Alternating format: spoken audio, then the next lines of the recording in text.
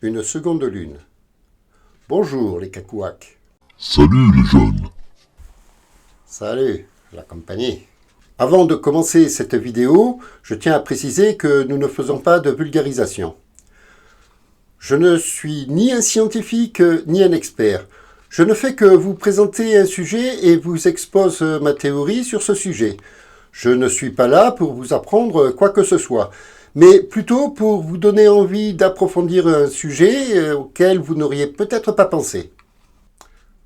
Alors, toi qui regardes cette vidéo, si ce format te plaît, n'oublie pas le traditionnel pouce en l'air. Ça montre à YouTube que cette vidéo te plaît.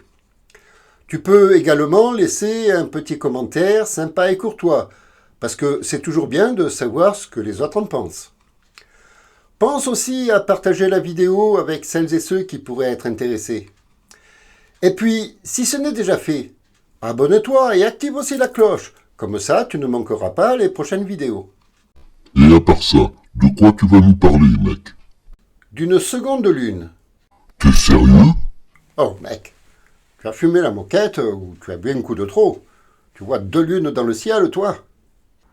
Personnellement, je n'ai pas vu la seconde. Elle n'est pas visible à l'œil nu.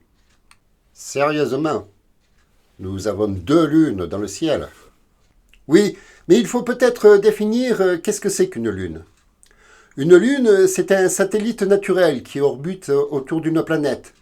Notre lune arrive en 5e position par sa taille dans notre système solaire, mais c'est la plus grosse par rapport à la taille de la planète autour de laquelle elle orbite. Bon, ok. Et l'autre? Eh bien, pour ce qui est de la seconde lune, elle est beaucoup plus petite. Elle ne fait qu'une dizaine de mètres et orbite beaucoup plus loin que celle que nous avons l'habitude de voir dans le ciel. Plus loin, ça fait quelle distance? Au moins 5 fois plus éloignée de la Terre que notre lune habituelle. Et pour te donner une idée, la Lune orbite en moyenne à 384 392 km de la Terre et fait 3475 km de diamètre. Raison pour laquelle cette seconde Lune de la taille d'un autobus n'est pas visible à l'œil nu. On a besoin au minimum d'un télescope de 80 cm pour la voir. Ok, mais ce n'est pas à proprement parler d'une lune qu'il s'agit. Ce n'est qu'un astéroïde qui a été pris par l'attraction de la Terre. Tout à fait.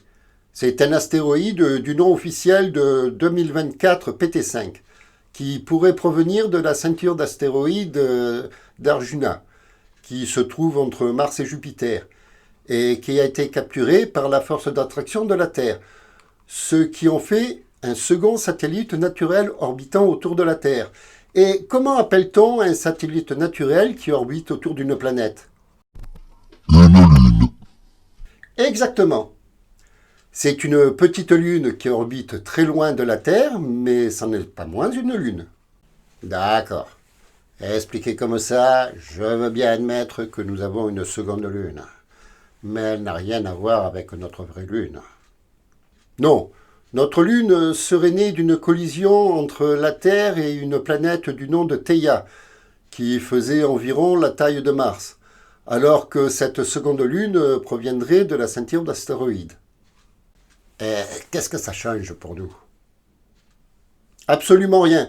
C'est uniquement parce que nous avons une technologie qui nous permet de détecter des corps célestes de plus en plus petits que nous nous sommes aperçus que nous avions un second satellite orbitant autour de notre planète.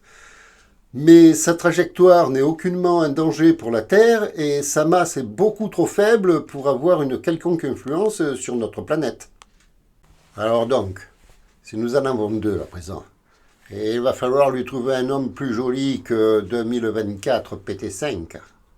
Certains y ont peut-être déjà pensé, oui, mais cette seconde lune ne va pas rester très longtemps en orbite.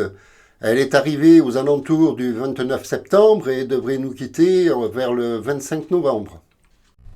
Et où elle va aller? Elle va continuer son voyage dans l'espace profond. Mais c'est la première fois que ça arrive, un truc pareil. Non, pas du tout. Ce n'est pas courant, mais c'est déjà arrivé dans le passé. En 2006, une mini-lune avait déjà orbité autour de la Terre pendant 1 an. Et puis une autre était restée en orbite plusieurs années avant de nous quitter en 2020. Ce n'est pas si rare alors. Ce n'est pas rare, mais ce n'est pas courant non plus. Toutefois, plus l'objet céleste est loin et petit, et plus il est difficile de le détecter. L'espace n'est pas aussi vide qu'on pourrait le penser. Il y a beaucoup d'astéroïdes vagabonds qui se font happer par la force d'attraction d'une planète. Et selon leur angle d'approche, peuvent devenir un météore pouvant impacter la planète ou devenir une lune restant plus ou moins longtemps en orbite. Alors donc, on peut imaginer que ça s'est déjà produit dans le passé, avant que nous ayons la technologie pour les repérer. Tout à fait. Ce n'est ni la première ni la dernière fois qu'un corps céleste ne vienne se mettre en orbite autour de notre planète. Mais explique-moi un truc. Pourquoi ils viennent et repartent? Pourquoi ils ne restent pas en orbite comme notre vraie Lune? En fait, c'est une histoire de distance et de masse. Si la Lune tourne autour de la Terre ainsi, c'est uniquement parce qu'elle orbite à la bonne distance. Plus près, elle viendrait nous impacter, et plus loin, elle s'éloignerait de nous. Logique. Lorsqu'un astéroïde d'une masse bien inférieure à celle de la Lune est attiré par l'attraction terrestre, il entame une orbite autour de celle-ci. Mais pour conserver cette orbite, il devrait se trouver beaucoup plus près. Ou être plus massif. Imagine que ce soit un machin de la taille de notre Lune. À mon avis, elle n'atteindrait pas l'orbite terrestre. Elle serait certainement happée par l'attraction d'une géante gazeuse, surtout par celle de Jupiter avant de nous atteindre. D'accord. Mais si l'astéroïde est trop près, il pourrait nous percuter. C'est un risque, oui. S'il se trouve entre la Lune et nous, ou il se dirige vers la Terre, ou il continue son chemin dans l'espace. Les probabilités sont infimes pour qu'il ait la bonne masse, qu'il arrive avec le bon angle, à la bonne distance et à la bonne vitesse pour rester en orbite. D'autant plus que, plus près de la Lune, il orbiterait plus vite. Et à chaque passage entre nous et la Lune, l'attraction de celle-ci pourrait déstabiliser son orbite et le faire changer de direction. Donc, ce n'est pas possible. Mes compétences en astronomie sont trop limitées pour en être certain. Mais ça me semble peu probable que ça arrive un jour. Mais rien n'empêche à celles et ceux qui regardent cette vidéo de laisser un commentaire pour approfondir cette question. Alors, si je comprends bien, il peut nous arriver d'avoir plusieurs lunes, mais toujours de façon temporaire. Oui, c'est ça. Pour une durée plus ou moins longue, mais c'est peu probable qu'une seconde lune reste en orbite de façon permanente. Et c'est un peu dommage. J'aurais bien aimé voir 2 lunes dans le ciel nocturne. C'est une idée séduisante, en effet, mais elle est trop petite et il nous est impossible de la voir directement. Elle fait quand même la taille d'un bus. Oui, c'est vrai. Mais imagine déjà voir un bus à 1 kilomètre de distance. C'est petit. À 10 kilomètres, même avec des bons yeux, c'est limite. À 100 kilomètres, c'est complètement impossible. Et 2024 PT5 se trouve à environ 5 fois plus loin que notre Lune. Il faut donc un télescope très puissant pour réussir à la voir. Oui, mais elle brille dans le ciel.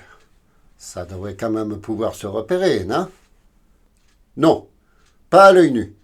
Même avec de bons télescopes, nous avons déjà du mal à voir les engins laissés sur la Lune par les missions Apollo. Cette Lune est de la taille d'un autobus, mais elle est encore 5 fois plus loin que notre Lune. Il est purement et simplement impossible de la voir sans avoir un télescope d'au moins 80 cm. C'est le genre de matériel qui n'est vraiment pas à la portée de toutes les bourses. Eh bien, si cette vidéo vous a plu, dites-le avec un sympathique pouce en l'air. Vous pouvez aussi laisser un petit commentaire sympa et courtois. Et partagez la vidéo aussi. Et si ce n'est déjà fait, n'hésitez pas à vous abonner, c'est gratuit. Et vous pouvez vous désabonner lorsque vous le voulez. Et n'oubliez pas d'activer la cloche pour ne pas manquer les prochaines vidéos. Allez, salut l'équipe. Et c'est vrai que même si on ne peut pas la voir, ça fait quand même un petit truc de savoir que nous, pour un temps, nous avons une seconde lune. Salut la jeunesse. Et à bientôt dans la prochaine vidéo. Prenez toujours le temps et le plaisir d'en discuter les uns avec les autres. C'est toujours constructif d'avoir plusieurs avis sur un sujet. Au revoir à toutes et à tous, et j'espère vous revoir de plus en plus nombreux dans les prochaines vidéos.